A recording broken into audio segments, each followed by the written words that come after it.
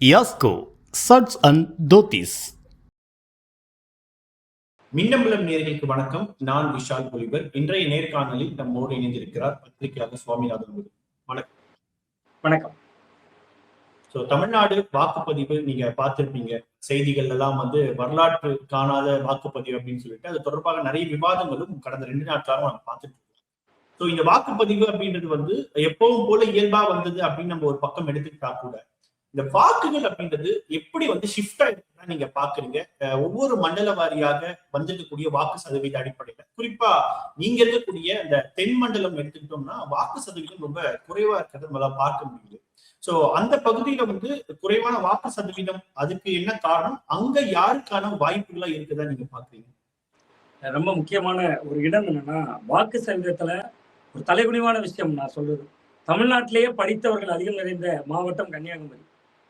தமிழ்நாடு முழுவதும் இருக்கக்கூடிய 234 தொகுதிகள்ல வாக்குப்பதிவு மிக மிக குறைவான ஒரு தொகுதி அப்படின்னா 234வது இடத்துல இருக்குது கிள்ளியூர் சட்டமன்ற தொகுதி. சும்மா சாதாரண தொகுதி இல்ல அது. திமுகவோ அதிமுகவோ இதுவரை ஜெயிச்சதே இல்லாத தொகுதி. அந்த பகுதிகளில் ஏன் வாக்கு சதவீதம் குறையுதுன்னா, அது முதல்ல பேச வேண்டிய ஒரு பேசு பொருள் நான் பார்க்குறேன். 2 காரணங்கள். ஒன்று மிக முக்கியமான காரணம், அந்த கிள்ளியூர் தொகுதியில மீனவர்கள் அதிகமா இருக்காங்க. அதுல பெரும்பகுதி பேர் கடற்கரைகள்ல 2 கடற்கரை இருக்கும், உங்களுக்கு தெரியும். ஒன்று கிழக்கு கடற்கரை, இன்னொன்று மேற்கு கடற்கரை. கிழக்கு கடற்கரைக்கு ஒரு மீன்பிடி தடைக்காலம் உண்டு, மேற்கு கடற்கரைக்கு ஒரு மீன்பிடி தடைக்காலம் உண்டு. கிழக்கு கடற்கரைக்கான மீன்பிடி தடைக்காலம் இப்ப நிலுவையில் இருக்கு, நடப்புல இருக்கு. அதே மேற்கு கடற்கரை இப்ப தொழிலுக்கு போயிருக்காங்க, கேரளாவை மையப்படுத்தி மீன் பிடிக்கிறவங்க எங்க மாவட்டங்கள்ல. அப்ப அந்த பகுதிகளில் இருக்கக்கூடியவங்க ஆழ்கடல் மீன்பிடிப்புல பிரசித்தி பெற்றவங்க, ஆழ்கடலுக்கு போவாங்க. டீப் சீ கிட்டத்தட்ட 15 நாள் 20 நாள் தங்கி மீன் பிடிப்பாங்க. நீங்க ஒரே ஒரு நாள் ஓட்டு போடுறதுக்காக அவங்க பயணத்தை ரத்து செஞ்சுட்டு வர்றதுங்கிறது ஒரு பெரும் பொருட்செலவோடு தொடர்புடையது. நீங்க ஒரு டீசலு பெட்ரோல்ல ஏறக்குறைய பல லிட்டர் இதை மண்ணெண்ணெய் பயன்படுத்தி போகக்கூடிய வாகனங்களா இருக்கலாம், டீசல் வாகனமா இருக்கலாம். இது எல்லாருமே அவங்களுக்கு அந்த ஸ்டோரேஜ் கொண்டு போன அளவா இருக்கலாம். அவங்களுக்கான அந்த வாக்குப்பதிவு சதவீதம் என்பது குறைந்திருக்கிறது ஒன்று. இன்னொன்று, தென் மாவட்டங்களே நீங்க கேட்டீங்க ஏன் வாக்கு சதவீதம் குறையுது. அதுக்கு நான் கிள்ளியூருக்கு உதாரணம் சொல்றேன், தென் மாவட்டம்னு சொல்றேன். அந்த கிள்ளியூரா இருக்கலாம், தென் மாவட்டங்களா இருக்கலாம், அதிகமான பேர் வெளிநாட்டுல வேலை செய்யக்கூடிய தாக்கமும் தென் மாவட்டங்கள்ல அதிகம். நீங்க ஒரு சென்னை போன்ற பெருநகரங்கள்ல, திருச்சி போன்ற பெருநகரங்களோடு ஒப்பிடுறப்ப கேரளாவோட தாக்கம் இருக்கும். கிள்ளியூர் சட்டமன்ற தொகுதியில தேங்காய்பட்டினம்னு ஒரு ஊர் இருக்கு. அங்க இஸ்லாமியர்கள் அதிகமான பேர் இருக்காங்க. தோப்பில் முகமது மீரான்னு ஒரு எழுத்தாளர், சாகித்ய அகாடமி விருது பெற்ற, அவர்களுடைய சொந்த ஊர்லாம் அதுதான். அவர் நிறைய எழுதியிருப்பார். அங்க இருக்கிற இஸ்லாமியர் வாழ்வு, மீனவர் வாழ்வு எல்லாம் மையப்படுத்தி அவர் நிறைய நாவல்கள், புதினங்கள்லாம் எழுதிப்பார். இன்று உயிரோடு இல்லை அவர். அந்த தேங்காய்பட்டினத்துல ஒரு பூத்து, நண்பர் ஒருத்தர் போன் பண்ணி கேட்கிறேன், அங்க பூத்துல ஆபீஸ்ல இருந்தவர்கிட்ட கேட்கிறேன், அரசு அலுவலராக இருந்தவர்கிட்ட கேட்கிறேன், எவ்வளவு வாக்கு சதவீதம் அப்படின்னு. 58%. வெறும் 58%. தேங்காய்பட்டினத்துல ஒரு பூத்துல. நான் கேட்கிறேன், ஏன் இவ்வளவு குறைந்திருக்கிறது? இஸ்லாமியர்கள் கணிசமா இருக்கிற ஊரு. சரி, இஸ்லாமியர்கள் கணிசமா இருக்கிற ஊர்ல ஏன் குறையுதுன்னா, பல பேர் வெளிநாட்டுல வேலை செய்யறவங்க இருக்காங்க. உங்களுக்கு இதெல்லாம் ஒரு சவாலாக அந்தந்த தொகுதிகளில் இருந்தது, பகுதிகளில் இருந்தது. அதனாலதான் சவுத்துல வாக்கு சதவீதம் குறைந்திருக்கிறது அப்படிங்கிறத என்னுடைய பார்வையாக இருக்கு. குறிப்பா இந்த வாக்கு சதவீதம் அப்படின்ற அடிப்படையில பார்க்கும்போது தென் மாவட்டங்கள்ல என்ன மாதிரியான ஷிஃப்ட் அப்படின்றது நடந்திருக்கு? இல்ல, தென் மாவட்டங்கள்ல நினைத்து பார்க்க முடியாத அளவுக்கு வாக்குகள் மாறி இருக்குன்னு தான் நான் பாக்குறேன். பொதுவா திமுகவினுடைய கோர் ஓட் பேங்க் அப்படின்னு நான் சொல்றது சிறுபான்மையினர் வாக்கு. சிறுபான்மையினர் வாக்கள் அதிமுகவுக்கு விழுந்திருக்கு. ஜெயலலிதா அவர்கள் இருக்கிற போது, பாஜகவை விட்டு விலகி நின்ற போது 2011 சட்டமன்ற தேர்தலில் விழுந்தது, 2014 நாடாளுமன்ற தேர்தலில் விழுந்தது. அது காரணம் என்ன? மோடியா லேடியா? திமுக இன்னைக்கு 4வது இடம் கன்னியாகுமரியில, கடைக்கோடி மாவட்டத்துல திமுக 4வது இடம், டெபாசிட் கிடைக்கல. அதிமுக 3வது இடம், பிஜேபி ரோல் ஆயிடுறாங்க. பொன்ராதாகிருஷ்ணன் ஜெயிக்கிறார் 2014. ஆனா திமுக டெபாசிட் இழக்குது அன்னைக்கு தேர்தலில். ஆனா இப்ப பாருங்க, அப்படியே ஒரு ஒரு காலச்சக்கரம் சொல்லுது. ஜெயலலிதா அவர்கள் மறைவுக்கு பிறகு அதிமுக பாஜக கைகோர்க்கிறாங்க. நான் அதே தென் மாவட்டம் சொல்றேன். கன்னியாகுமரியில டெபாசிட் இழக்குது, திருநெல்வேலியில டெபாசிட் இழக்குது, பார்லிமெண்ட்ல சொல்றேன் டெபாசிட் இழக்கிறாங்க. தென் மாவட்டங்கள்ல 8 தொகுதிகளில் பாஜக 2வது இடம் வந்தாலும் தென் மாவட்டங்கள் அதிகம். மதுரையா இருக்கலாம், கன்னியாகுமரியா இருக்கலாம், திருநெல்வேலியாக இருக்கலாம், தென் மாவட்டங்கள் அதிகம். தென் மாவட்டங்கள் என்பது சிறுபான்மையினர் கணிசமா இருக்கக்கூடிய பகுதி. இங்க சிறுபான்மையினர் அதிகம். கன்னியாகுமரி, திருநெல்வேலி, தூத்துக்குடி இது போன்ற பகுதிகளில் அதிகம். அப்ப அந்த வாக்குகள் என்பது திமுகவுடைய கோட்டை. நீங்க 16 தேர்தலுக்கு பின்பு, ஜெயலலிதா அவருடைய மறைவுக்கு பின்பு, அதுக்கு காரணம் திமுகவினுடைய ஆளுமை, திட்டங்கள், அதெல்லாம் இல்லை. பிஜேபி வந்துவிடக்கூடாது என்கிற அச்சம், பதட்டம். ஆனா இந்த முறை நான் களத்துல பார்த்ததுல 2 விஷயங்கள் மாறி இருக்கு. எதெல்லாம் சிறுபான்மையினர்கள் திமுகவுக்கு வாக்களிப்பார்கள் ஆழமாக நாம பார்த்தோமோ, அந்த ஓட்டுகள்ல கிறிஸ்தவ வாக்குகள், ரொம்ப குறிப்பா கடற்கரை மீனவர் வாக்குகள் அதிகமான அளவுக்கு விஜய் நோக்கி ஷிஃப்ட் ஆயிருக்கு. ஒன்று. இன்னொன்று, எதெல்லாம் அதிமுக வாக்குகள் ஆளுங்கட்சிக்கு எதிரான ஓட்டு எடுப்பாங்க அப்படின்னு நம்ம ஒரு ஓட் பேங்க் நினைப்போம். அந்த வாக்குகள் அதிகமான அளவிற்கு விசில் எடுத்திருக்கு. இதை விட முக்கியமான ஒரு புள்ளி சொல்றேன். இந்த புள்ளி விஷால் நிச்சயமா நீங்க 4ஆம் தேதி என்கிட்ட இந்த கோணத்தை நீங்க என்கிட்ட கண்டிப்பா கேட்கணும்னு நான் நம்புறேன். கிட்டத்தட்ட தமிழ்நாட்டுல பாஜக என்கிற ஒன்று குமரி மாவட்டம் மாதிரி அவங்க வலுவாரக்கூடிய பகுதிகளிலே சொல்றேன். பாஜகவினுடைய இருப்பை இன்னைக்கு கேள்விக்குறியாக்கி இருக்க விசில்ங்கிறேன். திமுகவை சொல்லலாம். ஏன்னா நான் களத்துல போய் பார்த்தவரை பாஜக சில தொகுதிகளில் வென்ற கூட செஞ்சிடலாம். நான் சொல்ற கணக்குக்கும் வெற்றி தோல்விக்கும் சம்மந்தம் கிடையாது. கிட்டத்தட்ட பாஜகவோட கோர் ஓட் பேங்க் நம்ம பாக்குறோம்ல, இவங்கெல்லாம் பிஜேபி குடும்பம், இந்துத்துவ வாக்கு அரசியல்ல இவங்க எல்லாம் இருக்காங்க அப்படின்னு. அந்த வாக்குகளையும் பெரும்பகுதியாக விஜய் ஈர்த்திருக்கிறார். பட் விஜய் இங்க ஜெயிச்சிருவாருன்னு நான் சொல்லல. விஜய் என்கிற ஒரு சக்தி ஆமா, விஜய் என்கிற ஒரு சக்தி உள்ள வந்த பிறகு குமரி மாவட்டத்துல காலம் காலமாக இருந்த ஒரு மதவாத அரசியல் அது முடிவுக்கு வந்திருக்குங்க. இந்த தேர்தல் முடிவுல உங்களுக்கு அது தெரியும். இன்னொன்று மிக முக்கியமா, விஜய் ஜோசப் விஜய்ன்றது அங்க ஒரு பிரச்சனையா இல்லையா? இல்ல, ஜோசப் விஜய்னு சொல்றத மக்கள் அவர் ஜோசப் விஜய் ஏத்துக்கலையே. நீங்க ஒருவேளை அவர் ஜோசப் விஜய்னு சொல்றது முட்டி போட்டு போறாரு. திருச்சி கிழக்குல பிரச்சாரத்துக்கு போகிறப்ப அந்த திருத்தலத்துல முட்டி போட்டு போறாரு. ஏதாவது இந்து வீடுகள்ல பாருங்க, அவர் பாருங்க முட்டி போட்டு போறாரு. இது எப்படி சரியா இருக்கும்? காரணம் என்னன்னா, திமுக தொடர்ந்து அவரை பிஜேபியோட பி டீம்னு பிரச்சாரம் பண்ணிருக்காங்க. அவர் நான் அப்படி இல்லைன்னு காட்டுறாரு, முட்டி போட்டு விடுறாரு. அப்ப நீங்க கிட்டத்தட்ட விஜய் என்கிறது ஒரு சக்தி, அது தேர்தல் களத்துல எப்படியா ரியாக்ட் ஆகுதுன்னா தனக்கு பிடிச்ச நடிகர்னு ரியாக்ட் ஆகுது. நான் இன்னும் சரியான உதாரணம் ஒரு பேரோடையே சொல்றேன். அகஸ்தீஸ்வரம் ஒரு ஊருக்கு போறேன், கன்னியாகுமரி தொகுதி. யாருடைய சொந்த ஊருங்கிறது ரொம்ப முக்கியம். விஜய் வசந்த் அவரோட சொந்த ஊர், வசந்தகுமார் அவர்களுடைய பூர்வீக கிராமம், தமிழிசை சவுந்தரராஜன் அவரோட சொந்த ஊர். அந்த தமிழிசை சவுந்தரராஜன் யாரு? வசந்தகுமார் அவர்களோட சொந்த அப்பாவினுடைய அந்த கூட பிறந்த தம்பியோட பையன் தான் விஜய் வசந்த். அப்ப அந்த குடும்பம் திமுக காங்கிரஸ் பாரம்பரியம் மிக்க குடும்பம், பிஜேபி வலுவாக இருக்கக்கூடிய தமிழிசை சவுந்தரராஜன் ஊரு. ஸோ அப்படிப்பட்ட ஊர்ல நான் மக்கள்கிட்ட எப்படி ஓட்டு போட்டுட்டு வரக்கூடிய மக்கள்கிட்ட பேசுறேன். மத்தியானம் காலையில இருந்து மதியம் வரை தொலைக்காட்சி விவாதங்கள் இருந்தது. மதியத்துக்கு மேல ஒரு ரவுண்டு போவோமேன்னு பேசுறேன். ஒருவர் வர்றாரு, வரவரை நிறுத்தி அவர் கணவன் மனைவி குழந்தையோடு வர்றாரு. அவரை நிறுத்தி கேட்குறேன், யாருக்கு ஓட்டு போட்டீங்க? விசிலுக்கு ஓட்டு போட்டேங்கிறாரு. போன தேர்தலில் யாருக்கு ஓட்டு போட்டீங்கன்னு, நான் போன தேர்தலில் பாஜகவுக்கு போட்டேன்னாரு. அப்ப இந்த தேர்தலில் விசிலுக்கு போடுறீங்களா, இப்ப எந்த கட்சியில இருக்கீங்கன்னு? இப்பவும் நான் பாஜகல தான் இருக்கேன்னாரு. அடுத்த வார்த்தை சொன்னாரு, நான் இந்த ஏரியால பாஜக பொறுப்பாளராக இருக்கேன்னு சொன்னேன். பொறுப்பாளராக இருக்கேங்கிறீங்க, நீங்க விசிலுக்கு போட்டேன்னு சொல்றீங்க. இல்ல, நான் கட்சினா எப்பவும் பாஜக தான், இது நான் விஜய் எனக்கு பிடிக்கல, அவருக்கு ஒரு ஓட்டு போடணும்லங்க. அப்ப மக்கள் மனசுல இது திமுகவை பாதிக்குதா, அதிமுகவை பாதிக்குதா, பாஜகவை பாதிக்குதா, ஒரு கணக்கும் கிடையாது. இந்த தேர்தல்ல லாபம் ஒரே ஒரு கட்சிக்கு தான், அது விஜய்க்கு தான். அது வெற்றி கிடையாது. அவர் நீங்க வெற்றி பெற்றாதான் லாபம் கிடையாது. ஒரு சதவீதம் காட்ட போறாருல, அந்த சதவீதமே லாபம் தான். அவருக்கு வெறும் 1% தாண்டி இப்போ ஓவரால் தமிழ்நாடு முழுவதுமே இந்த ஷிஃப்ட்ன்றது எப்படி நடந்திருக்குதான் நீங்க பாக்குறீங்க? இல்ல, ஷிஃப்ட் திமுகவினுடைய வாக்குகள் என்பதை விட அதிமுக வாக்குகளை மேற்கு மண்டலத்துல அதிகமாக பறித்திருக்கிறது. நீங்க தென் மண்டலத்துக்கு சிறுபான்மையினர் ஓட்டுகள். அதாவது இந்த விஜய் சக்தி என்ன பண்ணிருக்குன்னா, நான் எனக்கு தெரிந்த யூகத்தில் சொல்வதாக இருந்தா, எந்த ஊர்ல யாரு வலிமையா இருக்காங்களோ அவங்கள அடிச்சிருக்கு. நீங்க அது திமுகவை அடிச்சிருச்சு, அதிமுகவை அடிச்சிருச்சுன்னா அது கற்பனை. நீங்க ஒரு ஊர், நான் என்ன கேட்கிறேன், எனக்கு ஒரு 10 ரூபா தேவை இருக்கு, எனக்கு ஒரு 10 ரூபா தேவை இருக்குன்னா, யாருக்கிட்ட 15 ரூபா இருக்கோ அவர்கிட்ட தான் நான் 10 ரூபா வாங்க முடியும். 5 ரூபா மட்டுமே வச்சிருக்கிறவங்க போய் நீங்க 10 ரூபா தாங்க 10 ரூபா தாங்க எப்படி கேட்க முடியும்? அப்ப 15 ரூபா இருக்கிறவர்கிட்ட தான் அது ஓட்டு எடுக்க முடியும். 41 43% தாண்டி திமுக கூட்டணி இவ்வளவு வலுவா இருக்கு. அதை பாதிக்கவே மாட்டாரு. அதிமுக ஓட்டை பூரா எடுத்துருவாரு. அதுவும் போய் அதிமுகவை மட்டும்தான் லாபம், திமுகவுக்கு மைனாரிட்டி ஓட்டு பூரா போயிடுச்சு, அதுவும் போய்ங்க.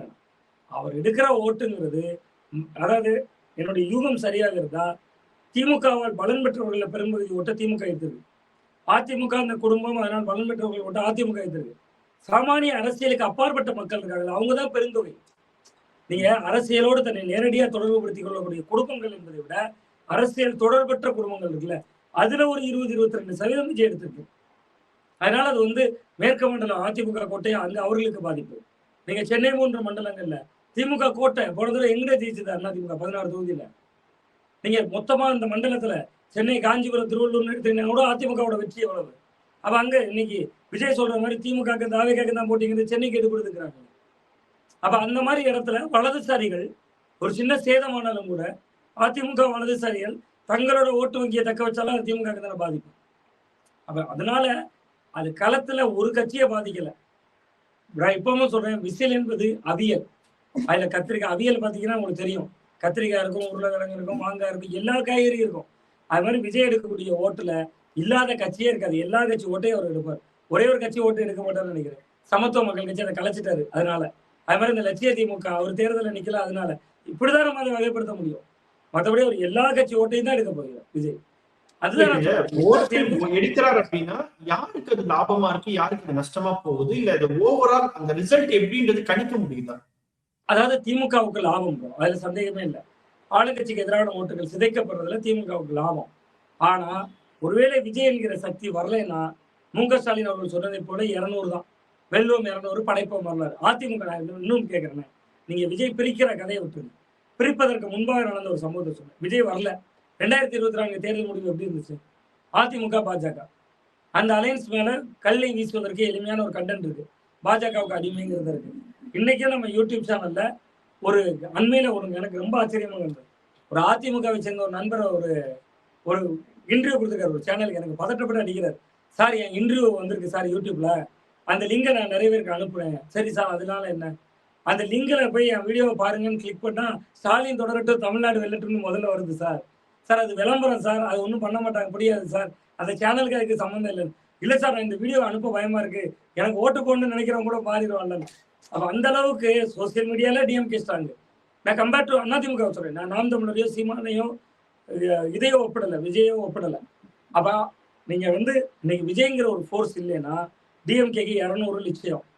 நீங்க இன்னொன்னு கேட்குறேன், 2021 தேர்தல், 2024 தேர்தல், 2019 தேர்தல், மு.க. ஸ்டாலின் அவர்களுடைய தொடர் வெற்றிக்கு காரணம் அவருடைய செயல்பாடு, கூட்டணி பலம் அப்படின்னு மட்டும் நம்பணும்னா அது ஒரு ஒரு 50% தான். மிச்சம் 50% எது ரோல் பண்ணுது உங்களுக்கு? மிச்சம் 50% பிளே பண்றது மையப்புள்ளி பாஜக எதிர்ப்பு. விஜய் நீங்க பாஜக அலையன்ஸ்ல இல்லையே, தனியால நிக்கிறாரு. சிறுபான்மையினர் ஓட்டு உடையுது. திருச்சி கிழக்குல அவர் அங்க சிறுபான்மையினர் அதிகமா இருக்காங்க, அவங்க ஓட்டு போடுவாங்க, நம்ம பேசுறோம் இன்னைக்கு. அப்ப தமிழகம் முழுவதும் சிறுபான்மையினர் ஓட்டுல ஒரு பிளவு. அதிமுக மேற்கு மண்டலத்துல கடுமையான பாதிப்பு அடைகிறது. அப்ப திமுக இரண்டும் பாதிப்படைகிற பொழுது ஒரு மைனாரிட்டி கவர்மெண்ட் அமையும். அது திமுகவுக்கு ஒரு சின்ன எட்ஜ் இருக்கலாம். அந்த கூட்டணி பலத்தோடு அவர்கள் பெரும்பான்மை எண்ணிக்கைக்கான இடத்தை தொடலாம். அதுதான் என்னுடைய யூகமாக இருக்கிறது. இல்ல, ஆனா இப்போ நீங்க சொல்ற மாதிரி திமுக அதிமுக இந்த பெரிய கட்சிகளுக்கே இவ்வளவு பெரிய பாதிப்பு அப்படின்னா அந்த கூட்டணி கட்சிகளுக்கு என்னென்ன மாதிரியான பாதிப்புகள் அப்படின்றது ஏற்படுது? இல்ல, கூட்டணி கட்சிகளுக்கான வெற்றி விகிதம் குறையும். அந்த இடத்துலதான் ஒரு நுணுக்கமான இடம் இருக்கு.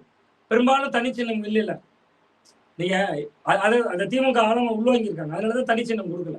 இப்ப நீங்க பம்பரத்தை போய் நீங்க ஒதுக்குற 4 தொகுதியில என் பம்பரம் நிக்குதுன்னா பம்பரமே ஆடிடுவேன். இன்னைக்கு அது உதயசூரியனுங்க போய் அது திமுகவா ரியாக்ட் ஆகுது. இன்னொன்னு ஓட்டு கொடுத்துருக்கக்கூடிய படம் நான் 2 கட்சியிலையும் சொல்றேன், டிவிக்கே கொடுத்துருக்குங்க, திருநெல்வேலி தொகுதியில கொடுத்துருக்காங்க. அப்ப அந்த படம் ஒரு ரியாக்ட் ஆகும். வாக்கு சதவீதத்துல இருந்து வெற்றி சதவீதம் வரைக்கும் எல்லாத்துலயும் அதுவும் ரியாக்ட் ஆகும். இப்படியெல்லாம் கோணங்கள் இருக்கு. அதனால நான் இந்த தேர்தலை பொறுத்தவரை கூட்டணி கட்சிகள்ல இந்த கம்யூனிஸ்ட் மாதிரி விசிகா மாதிரியான கட்சிகள்லாம் சொந்தச்சிட்டோம். சின்ன சின்ன கட்சிகளுக்கெல்லாம் கட்சி சின்னம் கொடுத்துட்டாங்க. ஏடிஎம்கேக்கு இது பொருந்துமே. அங்க பாமக அமமுக தவிர பெரும்பான்மையான கட்சிகள் ரெட்டையில அல்லது தாமரையில தான் நிக்கிறாங்க. ஸோ அந்த சின்ன கட்சிகளும் பாதிப்படைவாங்க. பட் அமமுக, பாமக, விசிகா இந்த கட்சிகளுக்கும் சேதம் இருக்கும். அதான் சொல்றேன், கணிக்க முடியல. குறிப்பா இப்போ கடந்த காலங்களை நம்ம பார்த்தோம்னா திமுக அல்லது அதிமுக எவ்வளவு ஜெயிக்கிறாங்களோ அதே மாதிரியான ஸ்ட்ரைக் ரேட் தான் கூட்டணி கட்சிகளுமே ஜெயிக்கிறாங்க. கடந்த கால ரிசல்ட்டே அதுக்கு ஒரு பெரிய சாட்சி. இந்த முறை அந்த மாதிரி எல்லாம் கணிக்க முடியுதா? இப்போ ஃபார் எக்ஸாம்பிள் 2 கூட்டணி கட்சிகள், 2 கட்சியிலுமே கூட்டணி கட்சிகள் நிக்கிறாங்க, அந்த இடத்துல விசில் நிக்குதுன்னு போது அங்க எந்த மாதிரியான ஒரு டைனமிக் சேஞ்ச் அப்படின்றது நடக்குது? இல்ல, நிச்சயமா நீங்க சொன்னதை போல கிட்டத்தட்ட பல தொகுதிகளில் விசில் ஆதிக்கம் செலுத்தி நம்ம கண்ணு முன்னாடி தெரியறது திமுக அதிமுக வேட்பாளர்கள் தான் தெரியுறாங்க. ஏன்னா அவங்க தான் பேப்பர்ல டெய்லி விளம்பரம் வருது, டிவியில அவர்களுடைய செய்திகள் வருது. தாவேக வேட்பாளர்கள் பத்தி வர மாட்டேது. 1 2 கோணங்கள் இருக்கு, அப்படியே நம்ம பார்க்கலாம். இன்னொரு கோணத்துல பாத்தீங்கன்னா தாவேக்காக்கு ஓட்டு போட்டேன்னு சொல்றவங்க பெருமையா வெளியில வந்து சொல்றான், சோசியல் மீடியால பதிவு போடுறான், நான் டிவிக்கே போட்டேன். அதனால கூட நமக்கு மிகையா தெரியலாம். பட் களத்துக்கு நான் போகிற பொழுது எனக்கு மிகையாக தான் தெரிஞ்சது. இந்த யங்ஸ்டர்ஸ் ஓட்டு, இந்த 38 வயசுக்கு கீழே இருக்கிறவங்க ஓட்டு எல்லாம் தாவேக்கா போகுது. ஸோ இது என்னுடைய யூகம் சரியாக இருந்தால் 3 முனை போட்டி தான், கன்ஃபார்மா 3 முனை போட்டி தான். திமுக அலையன்ஸ் ஒரு 120 சீட்டு ஜெயிக்கலாம். திமுக அலையன்ஸ் சேர்த்தே நான் சொல்றேன், திமுக மட்டும் நான் சொல்லல. 120 சீட் வரைக்கும் திமுக கூட்டணி ஜெயிக்கலாம். ஒரு 100 இடங்கள் வரையும் அதிமுக வரலாம். 90 இடம் வரைக்கும் அதிமுகவே வரலாம். ஒரு 20 இடங்கள் இழுபறியாக இருக்கலாம். என்னுடைய யூகம் சரியாக இருந்தா எங்கேயோ அதிசயம் நடந்து விஜய் கூட 4-5 சீட் ஜெயிச்சாலும் ஆச்சரியப்படல இந்த தேர்தல்ல. ஏன்னா மக்கள் சீட் கன்வர்ஷன் கணிக்க முடியுதா? அந்த சீட் கன்வர்ஷன் தாவேக்கா அதான் சொல்றேன்ல, திருநெல்வேலியில 2500 ரூபாய் கொடுத்துருக்காங்க ஓட்டுக்கு. அப்ப அந்த மாதிரி சில தொகுதிகளுடைய மாற்றம் கண்ணு முன்னாடி தெரியுது. நீங்க களத்துல கடைசி நேரத்துல திருநெல்வேலி போன்ற தொகுதிகள்ல திமுக இணையா தாவேக்கா ஓடுறாங்க. நீங்க 3 முனை போட்டிங்க, ஒரு தொகுதிக்கு 2 லட்சம் ஓட்டு, 1,80,000 ஓட்டு போல ஆகுதுன்னு வைங்க. 3 முனை போட்டி வலுவா போகுதுன்னா 60,000 ஓட்டு எடுத்தா போதுங்க. நீங்க தொகுதியில 2 லட்சம் ஓட்டு தான் விஜயால இருக்க முடியாது. ஒரு 60,000 ஓட்டு ஒரு தொகுதியில ஒரு வேட்பாளர் செல்வாக்கு. நான் தமிழ்நாடு முழுவதும் ஒரு ஸ்டாரை விடல. இன்னொரு நுட்பமான இடம் தூரம் விஜய் நிறுத்தி இருக்கிற வேட்பாளர்கள் 22 பேர் சிறுபான்மையினர், 11 பேர் கிறிஸ்தவர்கள், 11 பேர் இஸ்லாமியர்கள். அதிமுக நிறுத்தி இருக்கக்கூடிய அத்தனை வேட்பாளர்களையும் ஒரே ஒருத்தர் தான் இஸ்லாமியர். நீங்க விஜய் நிறுத்தி இருக்கிற வேட்பாளர்கள் 11 இஸ்லாமியர்கள் இருக்காங்க. ஒரு உதாரணத்துக்கு திண்டுக்கல் எடுங்க. திண்டுக்கல் சீனிவாசன் தொகுதி. அங்க பதிலுக்கு திமுக நிற்கிறது பெரியசாமி பையன் நிற்கிறாரு, செந்தில்குமார் நிற்கிறாரு. ஒருத்தர் 3000, ஒருத்தர் 4000 அடிச்சிருக்காங்க. நான் அந்த கோணத்தையும் பாக்குறேன். அங்க முஸ்தபான்னு ஒரு முஸ்லீம் கேண்டிடேட்டை விஜய் போட்டிருக்காரு. அப்ப நீங்க அந்த வெற்றி தோல்விக்கு இடையில இருக்கக்கூடிய ஒரு சிறுபான்மையினர் வாக்கு சதவீதத்தை ஒரு சேதம் ஏற்படுது இல்ல. சோ அதனால இந்த தேர்தல் என்பது கணிப்புகளுக்கு அப்பாற்பட்ட சூழலுக்குள்ள போயிருச்சு. இந்த தேர்தலில் வெற்றி என்பது விஜய்க்கு தான் அப்படின்னு நான் பாக்குறேன். வெற்றி என்பது வாக்குப்பதிவுல வெற்றி பெறுகிற சான்றிதழ் பெறுகிற வெற்றி இல்லை. தேர்தல் ஆணையத்தால் கிடைக்கக்கூடிய அங்கீகாரம், பிற கட்சிகளை அவர் தேர்தலுக்கு பின்னாடி ஒரு கூட்டணி அவர் வீட்டு வாசல்ல நிற்பாங்க, அதற்கான சதவீதம் விஜய்க்கு கிடைக்கும். அந்த அந்த கூட்டணியில காங்கிரஸே இருந்தாலும் ஆச்சரியப்படுறதுக்கு இல்லை. ஏன்னா ராகுல் காந்தி சேர்ந்து பிரச்சாரம் பண்ணாத காட்சிகள்ல இருந்து எல்லாமே அதான் நமக்கு உணர்த்துது. முக்கியமான நபர்கள் இருக்காங்க, புஷி ஆனந்த் அவர்களாகட்டும், விஜய் அவர்களாகட்டும், ஆதவர்ஜுனா, அருண்ராஜ், இந்த மாதிரி ஒரு 10 முக்கியமான நபர்கள். அவர்களுடைய வெற்றின்றது எப்படி இருக்கு அந்தந்த தொகுதிகளை நீங்க பார்த்த முடியும், அல்லது சதவீதத்தின் அடிப்படையிலே சொல்றீங்க? இல்ல, விஜய் மட்டும் வெற்றி பெறுவார். மற்றபடி இவர்கள் ஸ்டார் என்பதனாலேயே புஷி ஆனந்த் எல்லாம் வெற்றி பெறுவார் என்பதுல எனக்கு நம்பிக்கை இல்லை. பட் அந்த மேஜிக் எங்க நடக்கும்னு நான் பாக்குறேன்னா, கிராம பகுதிகளில் ரூரல்ல இருக்கக்கூடிய சில தொகுதிகளில் நடக்கும். நீங்க சென்னை சிட்டியில அவர்கள் ஏற்படுத்தக்கூடிய தாக்கம் என்பது ஒருவேளை அதிமுகவுக்கு சில தொகுதிகளில் எட்ஜ் கொடுக்கலாம். ஒரு ராயபுரம் ஜெயக்குமார் போன்றவர்களுக்காக இருக்கலாம், ஆம்ஸ்டாங் அவர்களுடைய மனைவி நிற்கக்கூடிய பூங்குடி ஆம்ஸ்டாங் அவர்கள் நிற்கக்கூடிய தொகுதிகளாக இருக்கலாம். அந்த மாதிரியான தொகுதிகளில் திமுக அவருடைய வாக்கை சேதப்படுத்தலாம். பட் அதனாலேயே தாவேக்காக அது வாய்ப்பாக மாறிடும் நான் நம்புறேன். ஏன்னா உங்களுக்கு மக்கள்ல பெரும்பகுதி ஓட்டை ஈர்த்தாலும் மக்களின் பலர் அரசியல் பயப்பாடுகளும் இருக்காங்கல்ல, அதை நம்ம நிராகரிப்பு செய்து விட முடியாது. நான் அதான் சொல்றேன், அந்த படமும் அடித்து உள்ளூர்ல ஆட்களும் செல்வாக்குள்ள திருநெல்வேலி போன்ற சில தொகுதிகளில் அதை மீறி அந்த மேஜிக் நடக்கலாம்.